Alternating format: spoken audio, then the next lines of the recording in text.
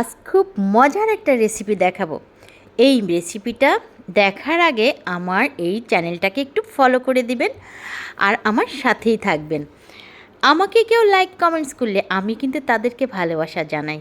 তো এটা রান্না করতে আমি প্রথমে একটা কড়াইতে তেল গরম করে নিচ্ছি এবং সঙ্গে পেঁয়াজ দিয়ে দিয়েছি। পেঁয়াজটা ভাজা ভাজা হয়ে গেলে আমি এর সঙ্গে আদা রসুন মিশিয়ে দিচ্ছি।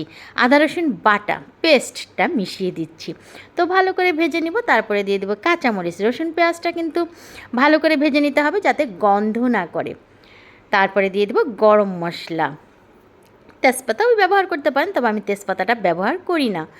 তারপরে আগে থেকে ধুয়ে ওঠা চাল এবং ডাল ভালো করে ধুয়ে আমি ঝরিয়ে রেখেছিলাম। ঝরিয়ে রেখে এখন এই মশলাগুলোর ভিতরে ভালো করে কষিয়ে নিচ্ছি। একদম কিন্তু ভালোভাবে ভাজা ভাজা করতে হবে না, জাস্ট একটু কষিয়ে নিতে হবে মশলাটা যাতে চালের সঙ্গে ভালো করে মেশে। এবার দিলাম স্বাদ মতো লবণ। লবণ দিয়ে আবার একটু নেড়ে চেড়ে এটার মধ্যে দিয়ে দেবো গরম পানি। তো গরম পানি দিলে খিচুড়িটা কিন্তু খুব ঝরঝরা হয়, তো মাঝে মাঝে এসে একটু নেড়ে দেব। তারপরে ভালো করে এটাকে দেখেন আমার খিচুড়িটা কত সুন্দর ঝরঝরে হয়েছে। তো আমি নেড়ে দিচ্ছি, আবার একটু উল্টায় দিয়ে ভালো করে ঢাকা দিয়ে রেখেছি। এই তো হয়ে গেছে আমার খিচুড়িটা। এই যে দেখেন কি সুন্দর ঝরঝরে হয়েছে, এখন মজায়